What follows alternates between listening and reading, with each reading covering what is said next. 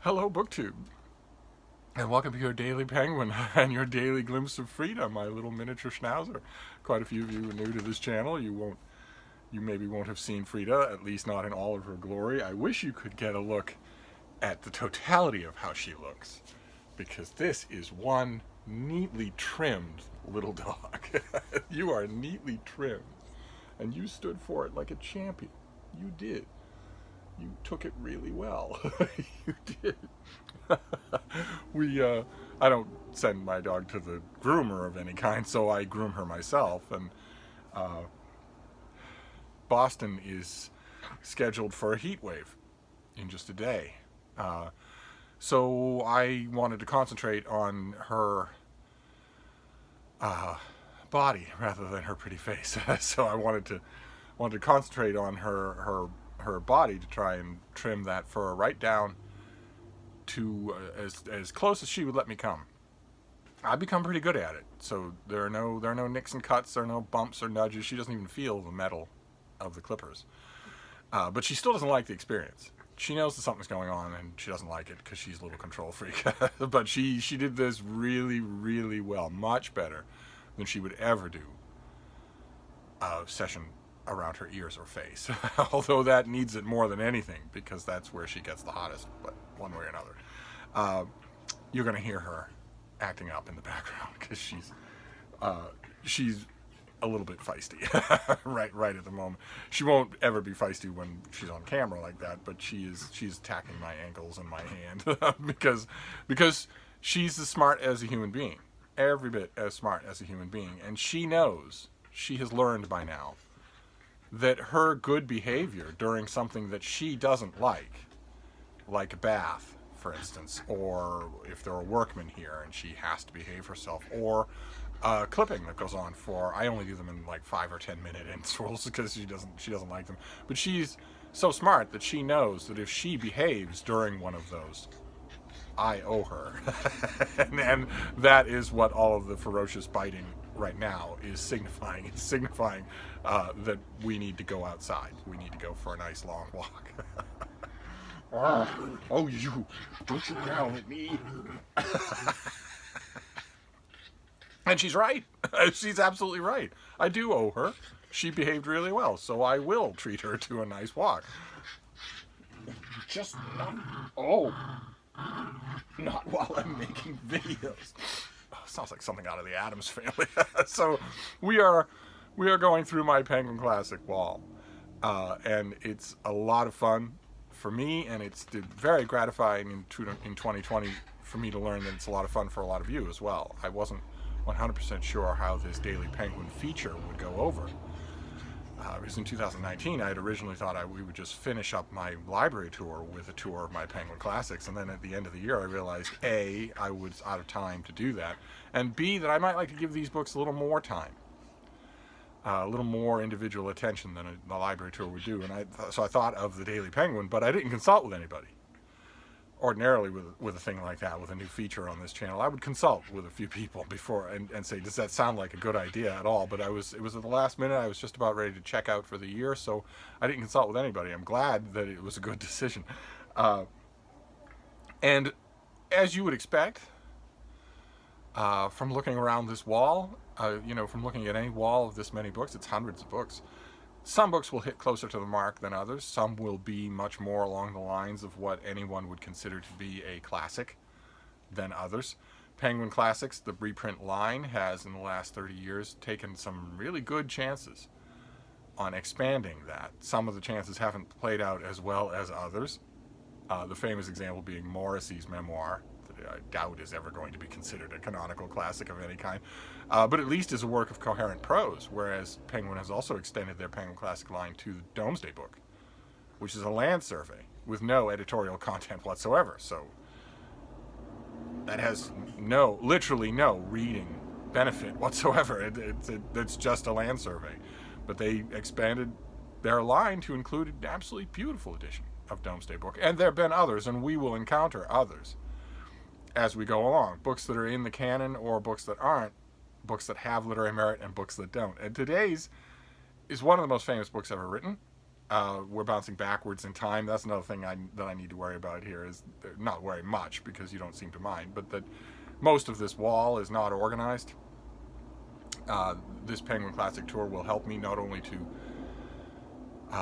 streamline what belongs and what doesn't, but also to organize what remains when we go through with this. Sometime in early December, I will organize this whole wall, based largely on these daily penguins. But this book that we're doing today is from the Renaissance. It is the most famous work of the Renaissance. It is one of the most famous books ever written. It is quoted and misunderstood quite a bit, and it's The Prince by Machiavelli. This is a Penguin Classic black spine paperback with that famous Bronzino painting. Any of you that ever in pre-COVID days went to the Museum of Fine Arts in New York might have gazed at this thing. I certainly did. Gaze at this painting. Be happy to take you to it and talk your ear off about it if the world ever changes back to normal and we can meet at the museum. Wouldn't that be fun for a bunch of us to meet in New York? Wouldn't that be fun? We'd go to the Strand, get some food, go to some bookstores, go to the museums. I don't know that those days are coming back, but we can always dream. And it's obviously a very thin book. Most of you will know of it. Most of you will have been forced to encounter it in school, either in whole or in part. Machiavelli was an official, a fairly high-ranking official in the government of Florence, and political upheavals put him on the wrong end of a conspiracy theory, the wrong end of power. And when the Medici were restored in 1512, Machiavelli was dismissed with prejudice, we would say. Only Renaissance politics dismiss you with prejudice not by sending a lawyer after your pension fund, but by torturing you. And Machiavelli was tortured. Strappado. He was a particularly brutal kind of torture. That there are no gentle kinds, but in this kind, your hands were tied behind your back, and your wrist chains were linked to a chain going up over a rafter beam, and your arms were slowly pulled upward behind you,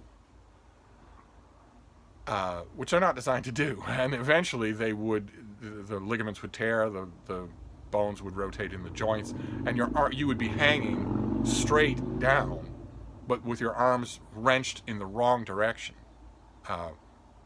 and supporting the whole weight of your body. And sometimes you would be beaten while you were hanging from the rafter like that. Machiavelli was. And in the back of every Florentine official's mind had to be the awareness that there was a chance that would happen, or worse, would happen. For instance, this particular edition is translated by George Bull, our old friend from when we were dealing with Renaissance books. The Penguin has a whole raft of rock-solid George Bull translations of these great works of the Renaissance. And this one has an introduction by Anthony Grafton, who is absolutely brilliant, and who points out in his introduction that one of those weird intervals in Florentine political history was Savonarola, changing the city into a theocracy, knowing the whole time that if you fall, it will be a steep fall. And Savonarola would have, had he been a slightly different, slightly less insane person, he would have begged on bended knee to receive the punishment that Machiavelli received once the community turned on him. He would have begged on bended knee to be tortured. Instead, he was killed. He was murdered. He was burned to death. A horrifying death, and he had no easy version of it. There were sometimes, most of the time, an easy version. The condemned had a sack of gunpowder attached to their throat, strapped around their throat, so that when the heat reached a certain point, the gunpowder would go off, and they wouldn't have to experience being burned alive down to their muscles, their blood vessels, their bones. Savonarola didn't have that. The will of the public was very virulently against him by the time it turned on him at all, and so he suffered horribly. Machiavelli did too, but he didn't lose his life. Didn't even lose his property. Once he was dismissed and tortured, the state wanted no more to do with him, and he retired to his little farm. Not far from Florence at all. And there he recuperated. A huge amount of recuperation was necessary. It's usually underemphasized. in quick accounts of Machiavelli, but a huge amount of recuperation was necessary, and it was touch and go whether or not he would ever lift a pen again. And he made his living off writing. And the most pathetic thing about that exile, if you want to call it that, you can practically see the city from where he was, but the most pathetic, heartbreaking thing about that is that he wanted to return. He knew the horrible price that the wheel of political fortune could exert if you were on the downslide. He had experienced it himself, at the hands of people that he used to order around, at the hands of clerks and functionaries that used to report to him. He knew perfectly well what that risk was, but he had it in his blood to be one of the hands on the wheel of the ship of state. And so in exile, he was constantly thinking about getting back into Florentine politics. Giuliano de' Medici didn't want him at all. Had other things to think about, of course, had other things to concentrate on than one person who had been broken from the ranks, so to speak. But Machiavelli kept dreaming of it. And Grafton quotes from a very famous section of a very famous letter that he wrote. I want to quote from it too, because it really gives you the man. I believe that this is a photographic realization of what a typical moment was like on that farm. When evening comes, I return to my home, and I go into my study, and on the threshold I take off my everyday clothes, which are covered with mud and mire. Grotesque, hot weather, and the mire would be his own. It'd be sweat and oil and just gunk all over. No mention of whether or not he bathes, but he changes his clothes. And I put on regal and curial robes, and dressed in a more appropriate manner, I enter into the ancient courts of ancient men, and am welcomed by them kindly. And there I taste the food that alone is mine, and for which I was born. And there I am not ashamed to speak to them, to ask them the reasons for their actions, and they, in their humanity, answer me. And for 4 hours I feel no boredom. I dismiss every affliction. I no longer fear poverty, nor do I tremble at the thought of death. I become completely part of them. Among many other things, this is a wonderful description of retreating into your little book room. I don't know. I once upon a time did know, but I don't know now that I remember the dimensions, the theoretical dimensions of this study. Probably wasn't much bigger than this little room. And as Dante says, that knowledge does not exist without the retention of it by memory.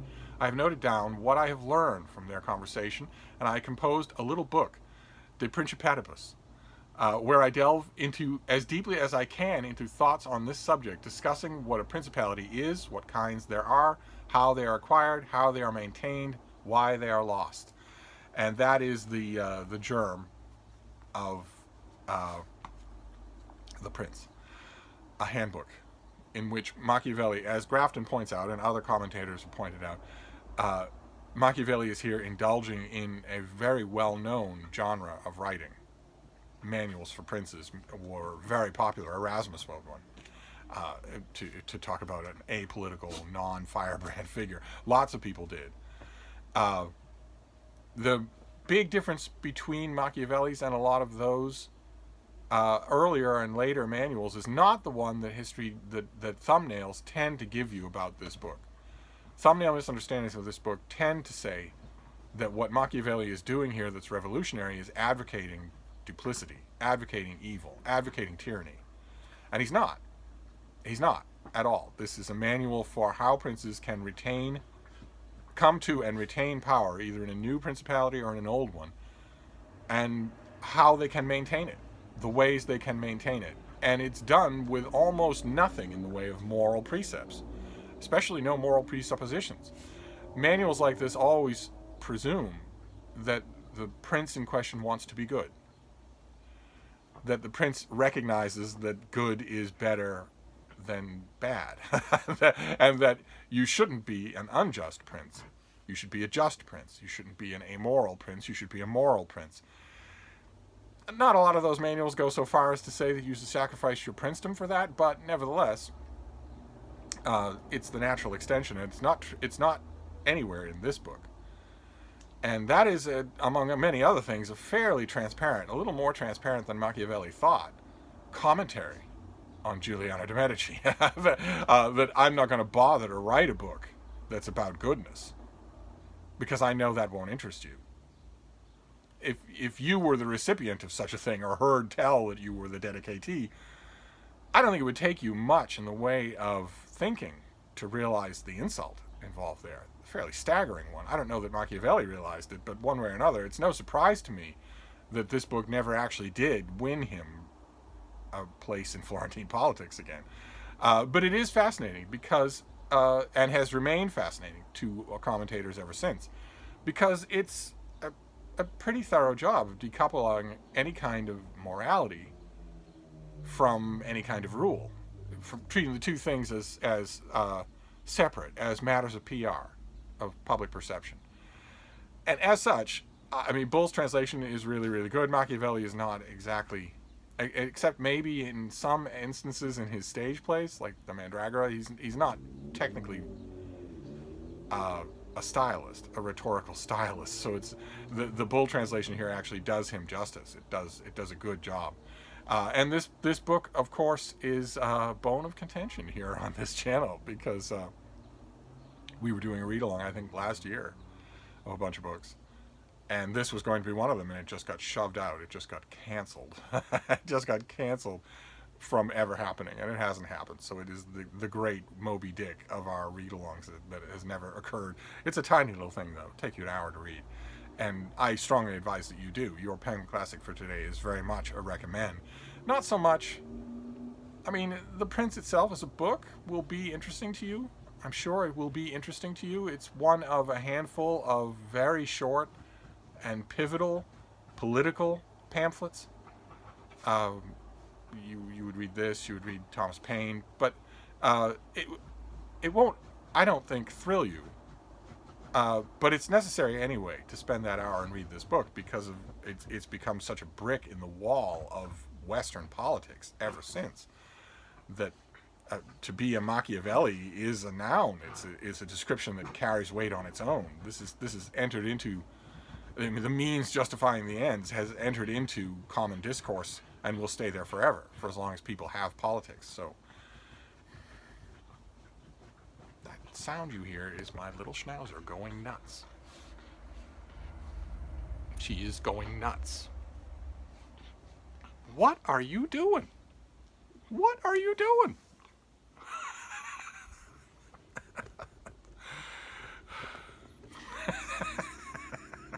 It's a far cry from a basset hound who slept 24 and a half hours a day. But anyway, I'm going to wrap this up anyway. Your Penguin Classic for today is a recommend. If you haven't read The Prince and have only read about it, you really owe it to yourself to read it. And then you'll know what the fuss is about, and you'll know where you agree and disagree with Machiavelli, which is interesting on its own.